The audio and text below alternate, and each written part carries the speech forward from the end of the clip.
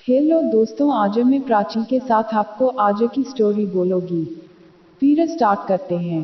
कहानी 12 सालों से जानती हूँ। यज्ञदत्त शर्मा, नवीन। अब तक वे केवल यज्ञदत्त शर्मा थे। 70 साल की उम्र में नवीन उपनाम लगाने की क्या सूझी उन्हें, यह सवाल मेरे मन में उमड़ी उत्सुकता की सारी हदें पार कर गया। यज्ञदत्त जी से सीधा सवाल करना मुझे ठीक नहीं लगा, सो मैंने तारीफ का तीर फेंका। अरे वाह यज्ञदत्त जी, यह नवीन उपनाम तो बहुत सूट करता है आप पर। हमें भी तो हमराज बनाए ना, बुढ़ापे में हमारे भी काम आएगा। सवाल का असर हुआ। 70 साल का कमान सा शरीर तीर सा तन गया। मोटे चश्मे के पीछे मुरझा दो बूढ़ी आंखों में चमक आ गई, जैसी बच्चों की आंखों में होती है। यज्ञदत्त जी बोले, मेरा जीवन बदल गया है। मेरे जीवन में नवीनता आ गई है। जब से मैंने बांसुरी बजानी शुरू की है, तब से मेरे परिवार के लोग मेरे पास आकर बैठने लगे हैं। मेरी बांसुरी की आवाज़ से सम्मोहित होने लगे हैं। मेरे बेटे, मेरी बहुएं, मेरे पोते पोतियां सब मुझे चाहने लगे हैं। इसलिए मैंने अपने नाम के आगे नवीन उपनाम लगा दिया है। सच पूछो तो अपनी जवानी के दिनों में यह मेरी दिली इच्छा थी, पर मौका ही नहीं मिला, सोचने की फुर्सत ही नहीं मिली। जवानी की चाहत बुढ़ापे में पूरी कर ली। यज्ञदत्त जी को मैं पिछले 12 सालों से जानती हूँ। हफ्ते में 2 बार मेरे दफ्तर आना उनका नियम सा बन गया था। दफ्तर में आते तो सबसे 2 मीठे बोल बोलते, सबसे हाथ मिलाते, हालचाल पूछते, फिर आकर मुझे अपनी राम कहानी सुनाते। पहली बार जब मिले थे तो नौकरी से हाल ही में रिटायर हुए थे। चुस्ती तंदुरुस्ती बरकरार थी। तब एक शौक उनके जीवन का पर्याय बना हुआ था, पेड़ों में आकृतियां तलाशते फिरते थे। पेड़ की शाखों, तनों और जड़ों में आकृतियां ढूंढने का यह शौक उनके जीवन की एकमात्र उपलब्धि था। उनका शयनागार किसी और को पहली नजर में कबाड़खाना नजर आ सकता था, पर यज्ञदत्त जी की नजर में वह उनके जीवन की अमूल्य धरोहर था। उनकी इस धरोहर में शामिल थी गिरगिट के आकार की एक जड़, शेर की मुखाकृति से मेल खाता एक तना, सांप सी लहराती एक शाखा, बुढ़ापे के उजाड़ को चिन्हित करता एक झुरमुट जो किसी पेड़ की जड़ थी, 12 सिंघा का मुंह और ऐसी लगभग 20 आकृतियां। यज्ञदत्त जी अपनी इस धरोहर को संवारते और तराशते भी रहते थे। आकार और आकृति के अनुरूप अपनी कल्पना से कभी कुछ जोड़ देते तो कभी कहीं से थोड़ा कुछ काट देते। कई दिनों की अथक मेहनत के बाद तैयार होती थी एक धरोहर। जैसे ही कोई आकृति तैयार होती, सीधे मेरे दफ्तर आते अनुग्रह और आग्रह करने। धरोहर की फोटो खिंचवाते, एक लेख लिखवाते, पत्र पत्रिका में भेज देते। शुरू में तो मुझे मजा आता था, पर फिर मैं उनसे कतराने लगी। टालने टरकाने का बहाना ढूंढने लगी। उन्हें टालने टरकाने का यह पल और उस पल से उपजा हुआ एहसास कभी कभी मुझे आत्मग्लानि से भर देता था। मेरे इस व्यवहार से उन्हें पीड़ा भी होती थी, पर अपने जीवन में अपनों से मिली पीड़ा के वह इतने आदी हो चुके थे कि सब कुछ हंसकर झेल जाते थे।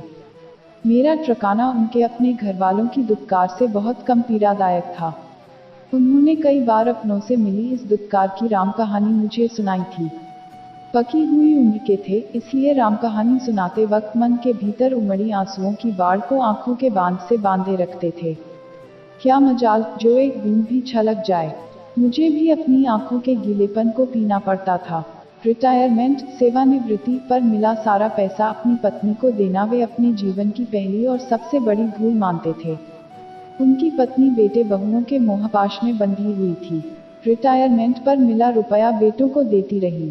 बेटों ने 2 कमरों वाले पुराने मकान को 4 कमरों वाले आधुनिक मकान बनाने में सारे रुपए खर्च कर दिए। यज्ञदत्त जी के अनुसार उनकी पत्नी सब कुछ लुटा बैठी थी। वे कई बार इस बात को दोहराते थे। इस वाक्य को कभी कभी हादसे का नाम भी देते थे। अपने दर्द को छुपाने के लिए जोर से हंस भी देते थे। मकान बन गया तो सब कुछ बदल गया। मकान का आंगन तो गया ही, अपने भी पराये हो गए। यज्ञदत्त शर्मा के 3 बेटों ने एक एक कमरा अपने कब्जे में ले लिया और चौथे कमरे को ड्राइंग रूम बना दिया। आदमी अपनी हैसियत को छुपाने के लिए अक्सर इस ड्राइंग रूम का सहारा लेता है। खूब सजा धजा के रखा जाता है इसे। ड्राइंग रूम में सभी बूढ़ों का प्रवेश वर्जित रहता है। कोई तख्ती तो नहीं टांगता, पर होता यही है। नए जमाने की नई सोच। यज्ञदत्त शर्मा का घर भी नए जमाने की इस रीति नीति से कैसे बच सकता था भला। परोक्ष अप्रोक्ष रूप से उनकी बहुओं ने उन्हें जता दिया था कि ड्राइंग रूम में उनका प्रवेश वर्जित है। मेहमानों के सामने आने की भी सख्त मनाही थी। उनकी जीवन भर की जमा पूंजी से बने उनके अपने घर में उन्हें मकान का वो हिस्सा दिया गया जिसे पुराने जमाने का चौक या बरांडा कहते थे। अब उसका नामकरण लॉबी कर दिया गया है। 4 कमरों के बीच की खुली जगह के 2 कोने यज्ञदत्त शर्मा और उनकी बीवी को मिले। एक कोने में यज्ञदत्त जी का पुराना पलंग और कबाड़ जमा था, दूसरे कोने में पत्नी की खाट लगा दी गई। चौक में एक लंबा सा पर्दा भी था। मेहमानों के आने पर इस पर्दे को खींच दिया जाता था ताकि ड्राइंग रूम का रौब कम न हो जाए। यह तो गनीमत है कि सरकार ने एक नियम बना दिया है। पेंशन अकाउंट खाता, जॉइंट अकाउंट, संयुक्त खाता नहीं हो सकता, वरना शायद ये 2 कोने और 2 वक्त का खाना भी नसीब न होता। यज्ञदत्त जी के ये शब्द मेरे कानों में अक्सर गूंजते रहते थे। उन्होंने एक समझौता किया था। इस समझौते के तहत पेंशन के 3/4 हिस्से के बदले उन्हें रहने खाने की सुविधाएं मिल रही थी। बेटों का सुख भी मिल रहा था। इसे नाम सुख कहते हैं। बाप का नाम बेटे के नाम के साथ जुड़ा रहे तो वह नाम सुख कहलाता है। कई लोग तड़पते हैं इस नाम सुख के लिए। यज्ञदत्त जी ने जब अपने तीनों बेटों का स्कूल में दाखिला करवाया था तो बहुत गर्व से नाम लिखा था राजेश यज्ञदत्त शर्मा, विमल यज्ञदत्त शर्मा, कमल यज्ञदत्त शर्मा। उनके रिटायरमेंट तक यही नाम चले।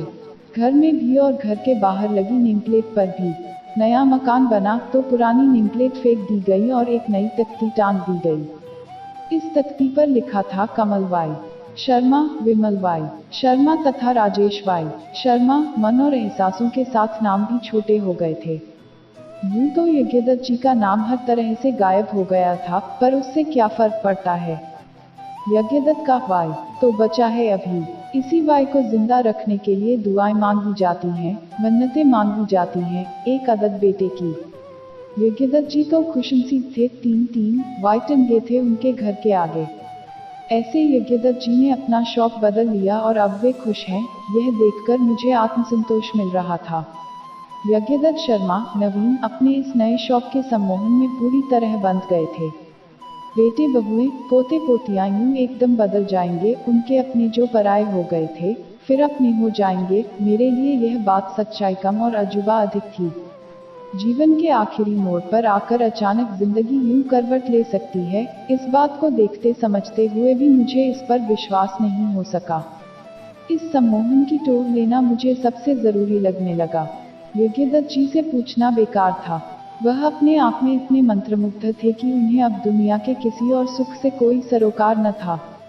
वह एक बात बार बार बताते और गदगद होते रहते थे। वह कहते, न जाने क्या जादू हो गया। जब भी बांसुरी बजाता हूँ, पोता पोती, बेटे बहुएं पासा बैठती हैं। बांसुरी सुनते हैं सभी ध्यान से। सब मुझसे प्यार से बातें भी करने लगे हैं। फिर धीरे से बोले, अब तो ड्राइंग रूम में जाने की मनाही भी नहीं। मुझे लगा कि यज्ञदत्त जी को टटोलना, उनके सम्मोहन का कारण जानना मकड़ी के जाल के सिरे को तलाशने जैसा है। मैंने तय कर लिया कि मैं यज्ञदत्त शर्मा, नवीन की पत्नी से मिलूंगी। एक दिन मौका तलाश कर मैं उनके घर गई। मेरा सौभाग्य कि मैं उनके घर ऐसे वक्त पहुंची जब घर पर उनकी पत्नी अकेली थी। उनकी पत्नी से मेरा मिलना तो कम होता था, पर वे जानती थी कि मैं यज्ञदत्त जी की एकमात्र सच्ची हमदर्द हूँ। उनकी पत्नी से थोड़ी देर तक मैंने इधर उधर की बात की, फिर सीधा सवाल किया। मेरे सवाल को उन्होंने टालने की बहुत कोशिश की, पर फिर हथियार डाल दिए। मुझसे वायदा लिया कि मैं कभी किसी से इस राज का खुलासा नहीं करूंगी। वह मुझे बताने लगी, हम औरतें सहनशील होती हैं, रिश्तों के खोखलेपन और खालीपन को पी जाती हैं, किसी को कुछ नहीं बताती, पर मुझसे इनकी पीड़ा देखी नहीं जाती थी। एक सीमा जब पार होती दिखी तो मैंने अपने भीतर छिपाए एक राज का पर्दाफाश कर दिया। राज? मैंने सवाल किया। हाँ, राज। जब मैं इस परिवार में आई तब से मैंने मन ही मन कुछ निर्णय कर लिया था। यह बहुत दरिया दिल थे, दिल भी खुला रखते थे, जेब भी। हर महीने पूरी तनख्वाह मेरे हाथ में रखते थे, फिर जब जितनी जरूरत होती लेते रहते। हर महीने मैं इनकी तनख्वाह में से कुछ रुपए बचा लेती थी। ये सारे रुपए आड़े समय में काम आएंगे, यह सोचकर मैं ऐसा करती थी।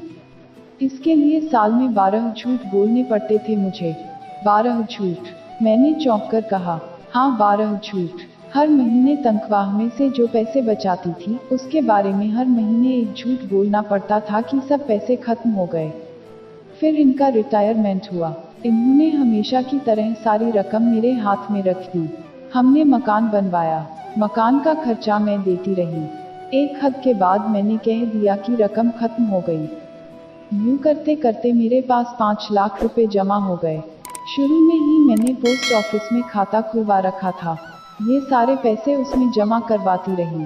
ब्याज मिलता रहा। बूंद बूंद करके घड़ा भर गया। वह थोड़ी देर चुप हो गई। गहरी पीड़ा की रेखाएं उनके चेहरे पर उभर आईं। फिर मैंने सवाल किया, फिर क्या? मैं जानती थी बेटे बहुएं रकम खत्म होते ही मुंह फेर लेंगे, पर इतने समदिल हो जाएंगे, मुझे विश्वास न था। जिन बच्चों पर हमने कभी हाथ नहीं उठाया, वे बच्चे अपने पिता पर हाथ उठा लें, यह कड़वा सच मुझसे बर्दाश्त नहीं हुआ। मैंने अपनी पासबुक अपने बेटे बहुओं के सामने रख दी। एक समझौता किया अपनों के साथ, मैं उन्हें रकम दूंगी, वे लोग मुझे और मेरे पति को माता पिता का सम्मान देंगे। सम्मान का यही समझौता रिश्तों का सम्मोहन है। कोई सवाल बाकी न बचा था। मैं उठी और चली आई। घर के बाहर लगी तख्ती भी बदल गई थी। अब उसमें वाई की जगह यज्ञदत्त चिपक गया था।